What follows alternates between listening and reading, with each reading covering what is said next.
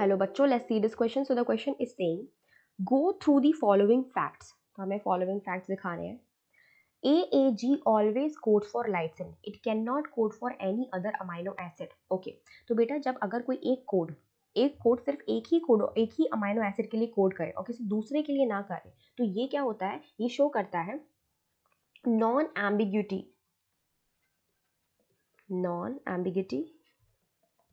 Of code.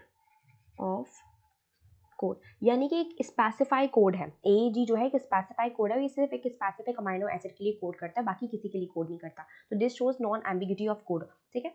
Now second is saying serine amino acid can be coded by UCU, UCC, UCA और UCG. तो बेटा अगर एक amino acid एक से ज्यादा कोडॉन्स के जरिए कोड करा जाए तो this is known as degeneracy of the codon.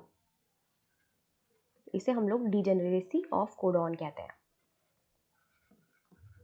Now, the third is triple U forms phenylalanine in bacteria as well as human being. तो देखो प्रोकैरियोट, बैक्टीरिया यानी कि प्रोकैरियोट और ह्यूमन बी यानी कि यूकैरियोट. तो प्रोकैरियोट से लेकर यूकैरियोट तक में ट्रिपल यू जो है वो फिनाइल एनालाइन को ही कोड करता है. तो हमारा ट्रिपल यू क्या हो गया? एक यूनिवर्सल कोडॉन हो गया. तो ये क्या शो कर रहा है? यूनिवर्सैलिटी शो कर रहा है.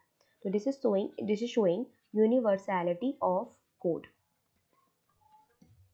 Now, the last one is triple U, triple G, triple C, AAA, AAC codes for 5 amino acid. Okay, तो यहाँ पे ट्रिपल यू जो है वो किसी एक अमाइनो एसिड को कोड कर रहा होगा, ट्रिपल जी जो है वो दूसरे अमाइनो एसिड को कोड कर रहा होगा, ट्रिपल सी जो है वो तीसरे अमाइनो एसिड को कोड कर रहा होगा, ट्रिपल ए जो है वो चौथे अमाइनो एसिड को कोड कर रहा होगा और AAC जो है वो पांचवें अमाइनो एसिड को कोड कर रहा होगा. तो हमें क्या देखने को मिल रहा है यहाँ पे कि हमारे सारे कोडॉन कैसे हैं? ट्रिपलेट है. 3 का पेयर बनाए हुए हैं, ट्रिपलेट कोडॉन है. और दूसरी चीज हमें देखने को मिल रही है कि एक दूसरे के ऊपर ओवरलैप नहीं कर रहा है. ठीक है, कोई भी कोडॉन एक दूसरे से ओवरलैप नहीं कर रहा है, यानी कि सारे कोडॉन इंडिपेंडेंट है. तो ये क्या दिखा रहा है? Non overlapping.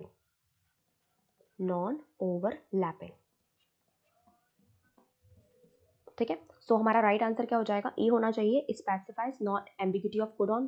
तो ये सब में दे रखा है. बी होना चाहिए, सेकंड होना चाहिए डीजेनरेसी ऑफ कोडॉन. तो हमें ये किस में देखने को मिल रहा है? BC में देखने को मिल रहा था. हम बाकी ऑप्शन कट कर देते हैं.